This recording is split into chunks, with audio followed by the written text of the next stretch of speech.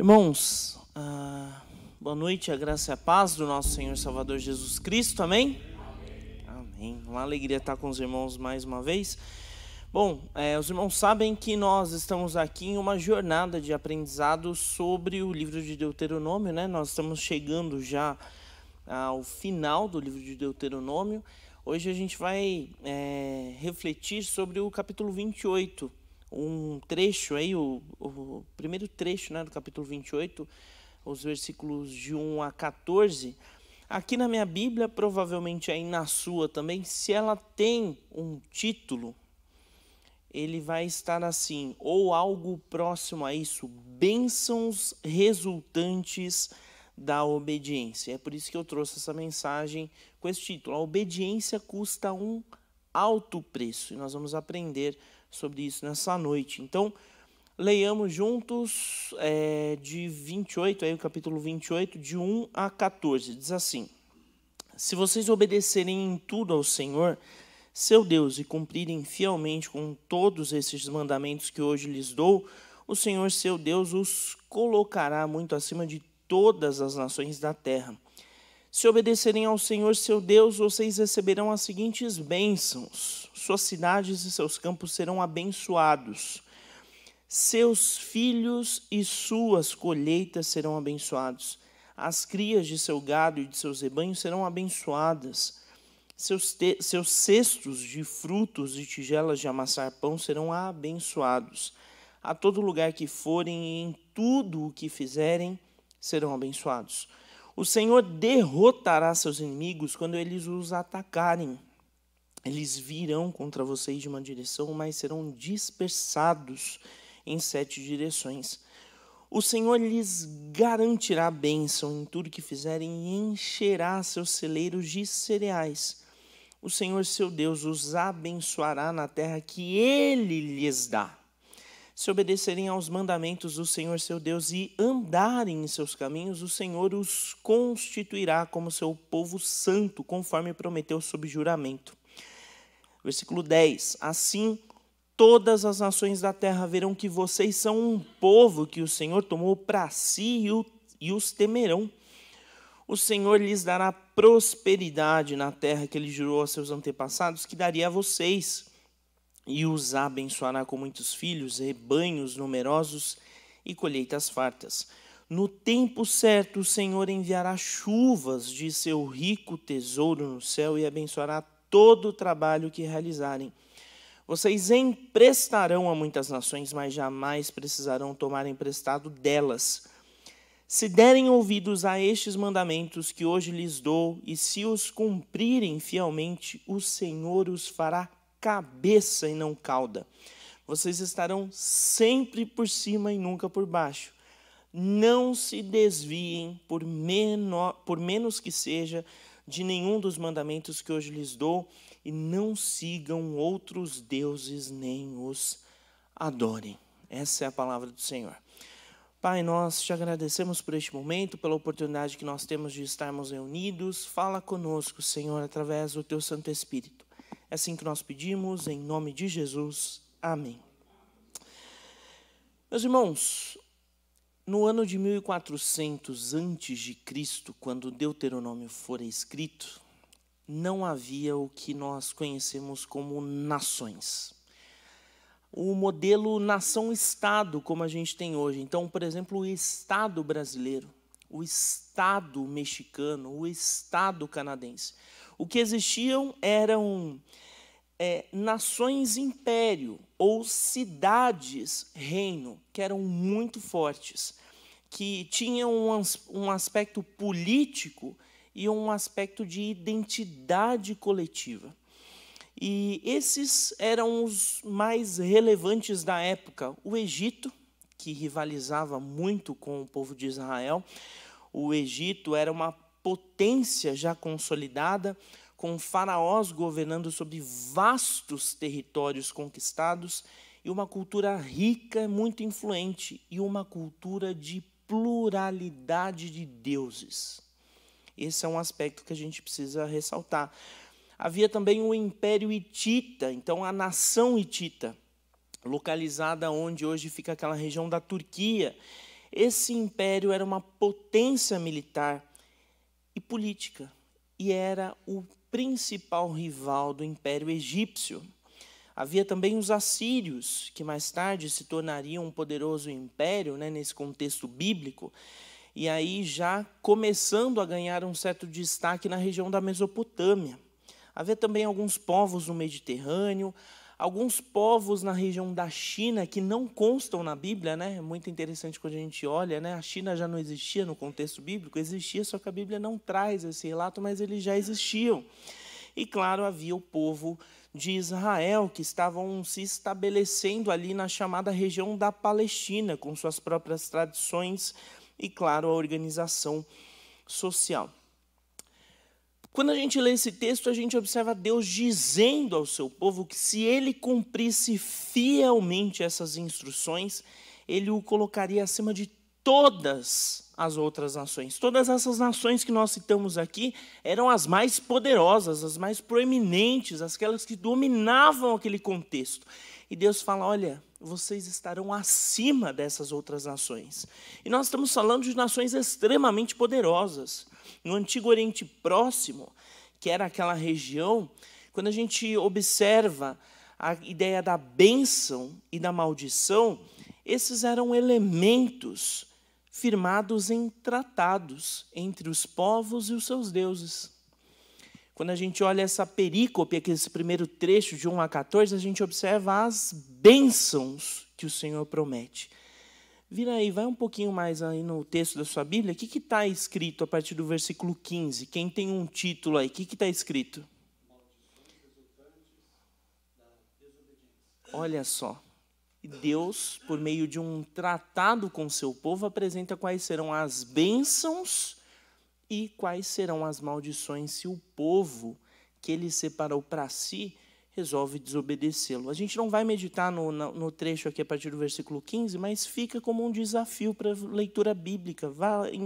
Quando chegar em casa, leia a partir desse versículo 15, que a compreensão aqui do culto dessa noite vai te abrir a mente e você vai poder entender a parte B dessa lição. Mas continuando aqui, então, Deus usa um modelo que aquele povo conhecia muito bem, a ideia dos tratados. Isso era muito comum naquela região. Então, Deus decide aplicar a mesma pedagogia com o seu povo.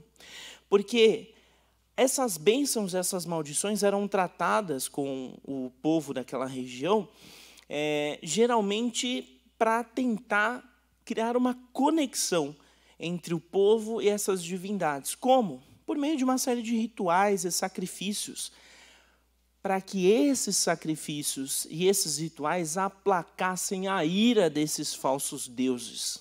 Aquele povo vivia uma vida ritualística simplesmente por medo e conveniência.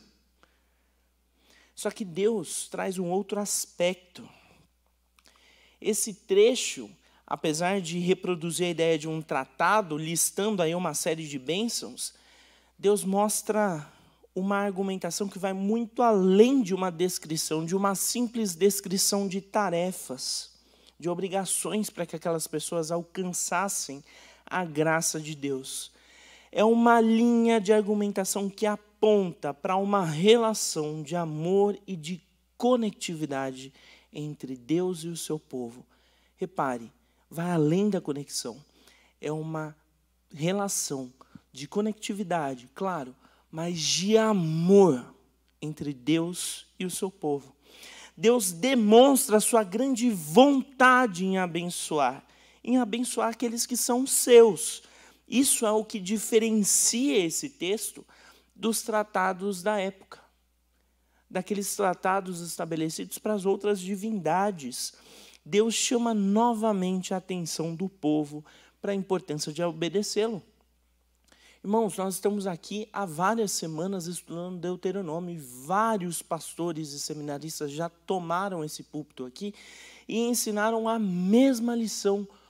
A ideia de Deuteronômio é: obedeçam ao Senhor. Se o povo obedecesse a Deus, receberiam essas bênçãos. Quais são as bênçãos? Vamos lá. Cidades e campos abençoados, filhos e colheitas abençoados, em todo lugar que pisassem, em tudo o Senhor faria aquele povo abençoado.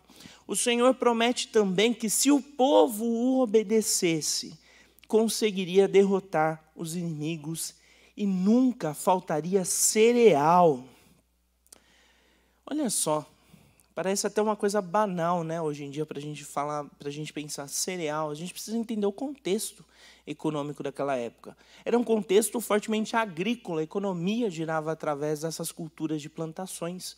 Então, o cereal era um sinônimo de riqueza, de fartura, de bênçãos do Senhor. Mas quer saber outro aspecto interessante aqui? Um dos pontos é que os filhos e as famílias seriam abençoadas. Quando a gente olha para o Antigo Testamento, meus irmãos, a ideia da família é um aspecto muito importante de riqueza, que é um exemplo muito prático. Jó, lá em Jó, quando no capítulo 1, o autor descreve quais são os atributos, quais são as riquezas de Jó. Os irmãos lembram o que traz lá o registro bíblico? Eu vou ler com os irmãos. Jó 1. Havia um homem chamado Jó que vivia na terra de Uz. Ele era íntegro e correto, temia a Deus e se mantinha afastado do mal. Ele tinha 7 filhos e 3 filhas. Era dono de 7.000 ovelhas, 3.000 camelos, 500 juntas de bois e 500 jumentos. Também tinha muitos servos.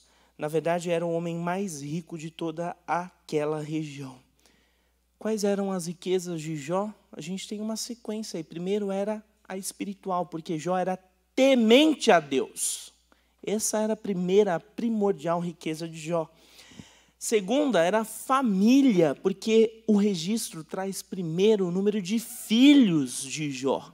Olha que interessante. Só depois entra o aspecto material, que aí entram os animais, as posses e o número de servos de Jó. Então, esse cuidado com a família era um indício desta bênção, e da mesma forma como a produção agrícola, afinal, que era essa base econômica. Mas o registro bíblico, a Bíblia, nos aponta o que é prioridade, quando a gente precisa entender o que é riqueza. Só que no nosso tempo, vamos pensar juntos, quais são os indícios de bênçãos e da presença de Deus nas nossas vidas? É uma boa condição financeira? Essa coisa tão básica do dinheiro? O dinheiro é importante, mas é a coisa mais básica das mais importantes. Ter bons relacionamentos. O que é um aspecto de riqueza e de bem-aventurança nesse período? Quando a gente olha para a Bíblia, para a gente entender esse nosso contexto, a principal delas, a principal bem-aventurança, a principal bênção é, claro, uma vida relacional com Deus. Continua sendo. Já era no tempo do registro bíblico e continua sendo essa vida relacional com Deus. Irmãos, quando nós fugimos de Deus, ou quando nós deixamos Ele escondido na gaveta, ou nós achamos que nós conseguimos esconder Deus em uma gaveta, nós vivemos a nossa própria vontade. E Deus quer que nós tenhamos experiências marcantes, momentos especiais que apontam para o grande amor dele por nós. Eu gosto muito de um autor que faleceu recentemente, o pastor John MacArthur. E ao longo de alguns livros dele, ele sempre evidenciava a obediência a Deus como uma resposta humana à graça e ao amor que nós recebemos de Deus. Então, se eu obedeço a Deus, é o mínimo que eu posso fazer diante de tanto amor e graça que eu recebi desse Deus que me salvou e me tirou de uma condenação eterna. E a obediência é um sentimento sincero, ele não pode ser interesseiro. Acontece no coração de alguém que já recebeu bem mais do que merecia. E é por isso que MacArthur diz: a fé madura não questiona, obedece. Quando nós alcançamos a maturidade em Cristo, nós caminhamos por essa jornada não questionando, mas obedecendo constantemente ao Senhor. Só que essa obediência vai nos custar muito caro, porque ela tem um preço muito alto. Sempre vai nos custar muito caro. Nós temos alguns exemplos bíblicos. A obediência de Noé a Deus fez com que ele fosse motivo de zombaria para a sua geração. A obediência de Moisés ao Senhor fez com que ele percorresse décadas pelo deserto. A obediência de Daniel a Deus o levou à cova dos leões. A obediência de Jesus a Deus o levou à cruz. O que obedecer a Deus nos custará hoje? Pode custar muitas coisas, como a nossa reputação, o nosso conforto, o nosso status, a nossa vontade, os nossos sonhos. E é por isso que obedecer a Deus é uma jornada de renúncias. Se você tem vivido uma vida com Cristo sem renúncias, não é uma vida com Cristo. É uma falsa concepção de Cristo, porque a vida cristã é uma vida de constantes renúncias. Você renuncia a sonhos, você renuncia a vontades, você renuncia ao seu próprio prazer, porque o seu prazer está em fazer a vontade de Deus através da sua vida. É por isso que é uma vida de renúncia. É por isso que tem um preço. E então obedecer a Deus tem um preço, e esse preço é alto, mas é profundamente impactante. A gente não consegue sair da mesma forma depois que tem um encontro verdadeiro com Jesus. E apenas em Deus, obedecendo, apesar de todas as circunstâncias, porque é através dessa obediência que Deus vai tratando no nosso coração e consertando algumas coisas que precisam ser consertadas, nós poderemos viver o extraordinário. Mas tem gente que quer viver só o extraordinário, mas nós somos chamados para viver o ordinário também, aquilo que é o comum. Eu gosto muito de um livro de uma escritora anglicana. Claro que o livro tem algumas coisas que a gente precisa ler com umas ressalvas, mas a ideia do livro é muito interessante, chama Liturgia do Ordinário. E tem um capítulo que pega muito comigo. Ela fala assim: olha, eu aprendi muito sobre Deus fazendo a minha cama. Dos hábitos ordinários, comuns, que por vezes nós deixamos passar, ali a oportunidade de você falar com Deus em oração. Enquanto você escova os dentes, enquanto você faz a cama, enquanto você lava a louça, essas são oportunidades que Deus te dá para você conversar com Ele. Vivendo o ordinário, nós poderemos compreender o chamado a Deus para viver o extraordinário, pela vontade do Senhor. As marcas que você colecionar, que nós colecionarmos nessa jornada, serão lembretes de que nós escolhemos pagar o preço da obediência. E isso é agir na contramão do mundo atual. E o texto continua, versículos 9 e 10. Se obedecerem aos mandamentos do Senhor, seu Deus, e andarem em seus caminhos, o Senhor os constituirá como seu povo santo, conforme prometeu sob juramento. Assim todas as nações da terra verão que vocês são um povo que o Senhor tomou para si e os temerão. E essa aliança, meus irmãos, firmada na obediência do povo a Deus, portanto, impactaria de tal forma aquele povo, a ponto de constituí-lo como um povo santificado pelo próprio Deus, como já havia sido prometido anteriormente. E essa relação única, singular, seria uma vitrine para o mundo, para que os outros povos entendessem o propósito de Deus para aquela criação,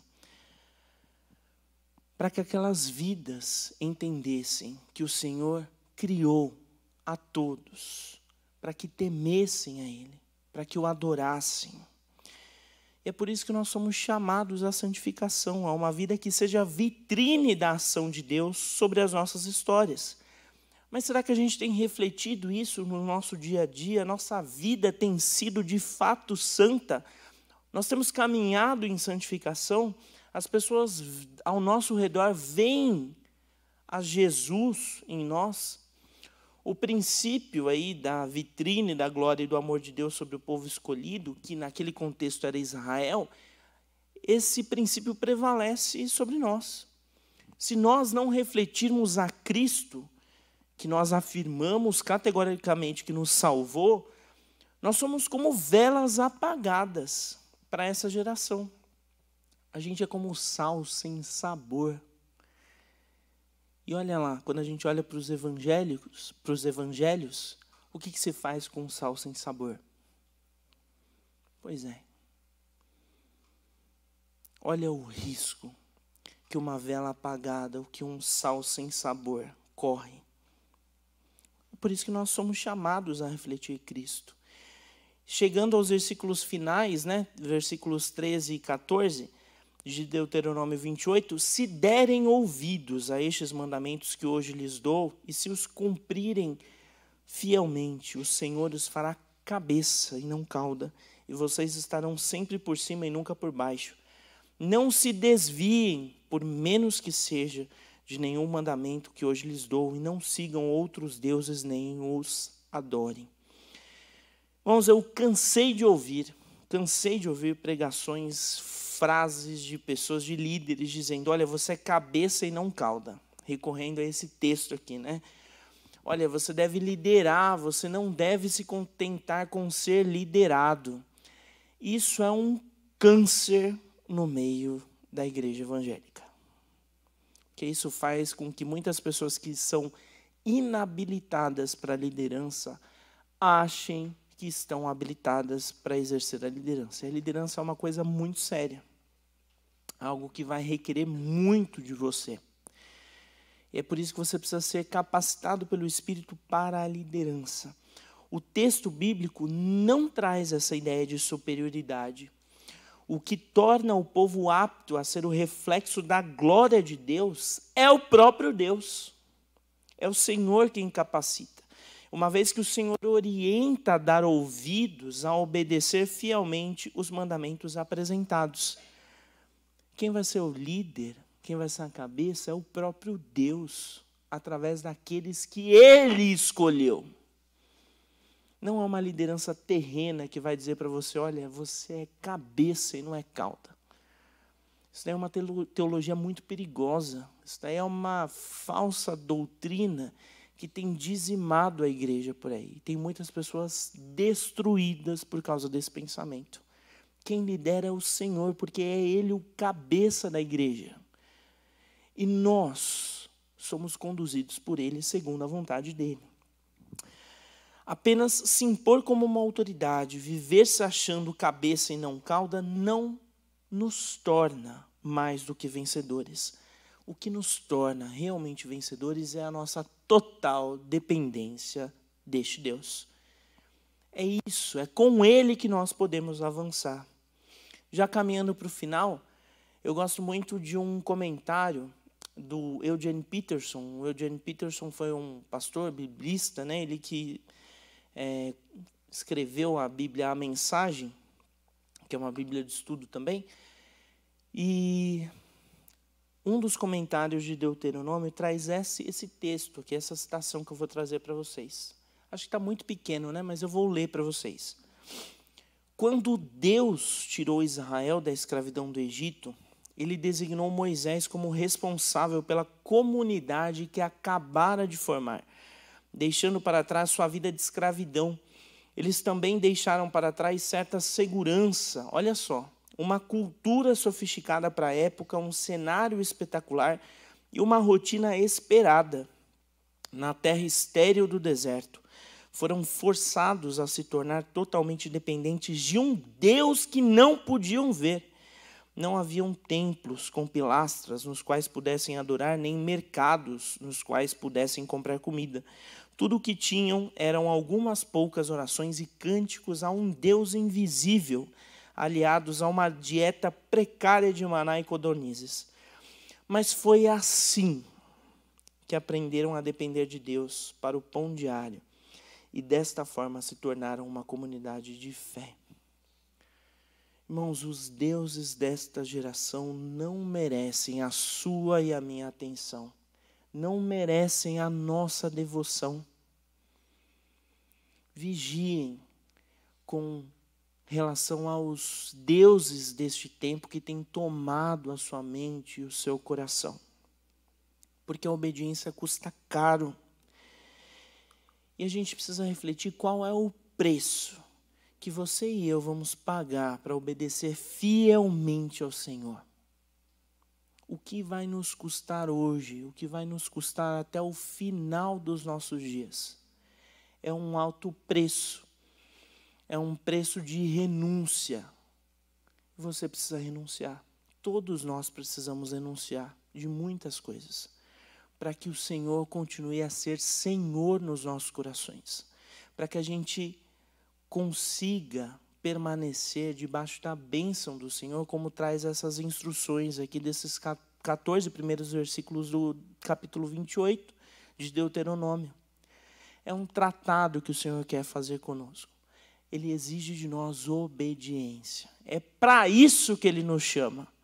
Nessa noite, se você tem falhado em algum desses aspectos, peça ao Senhor que revele ao seu coração onde tem sido essa falha e que você possa, em oração, dizer: Pai, me perdoe, me ajude a voltar ao caminho da obediência. Aquilo que tem tomado o meu coração, que tem preenchido o seu espaço, afasta de mim, me ajuda. Oremos. Pai, nessa noite, o Senhor conhece o coração de cada um. Nós entregamos as nossas vidas a Ti, Senhor, pedindo que o Senhor fale poderosamente, ainda mais, Senhor. O Senhor já falou e tem falado através da Tua palavra, que o Teu Santo Espírito age em nosso coração, revelando aquilo que nós precisamos renunciar. Há um alto preço a pagar, Senhor, para a obediência, e nós queremos obedecê-lo, Pai. Obedecê-lo não para ser abençoado com bênçãos materiais, mas para obediência de uma vida relacional com o Senhor, para essa grande que é a verdadeira bênção, uma vida relacional contigo. Fala conosco, Senhor, aquilo que precisa ser destronado, tira, Senhor, das nossas vidas, para que a gente viva aos pés da cruz de Cristo, para que a gente seja sempre moldado à medida do caráter de Cristo. Que essa palavra, Senhor, estremeça o nosso coração e que nós sejamos sempre pedagogicamente ensinados pelo Teu Santo Espírito. É assim que nós oramos, Pai, em nome de Cristo Jesus. Amém. Irmãos, que Deus abençoe grandemente a vida de vocês.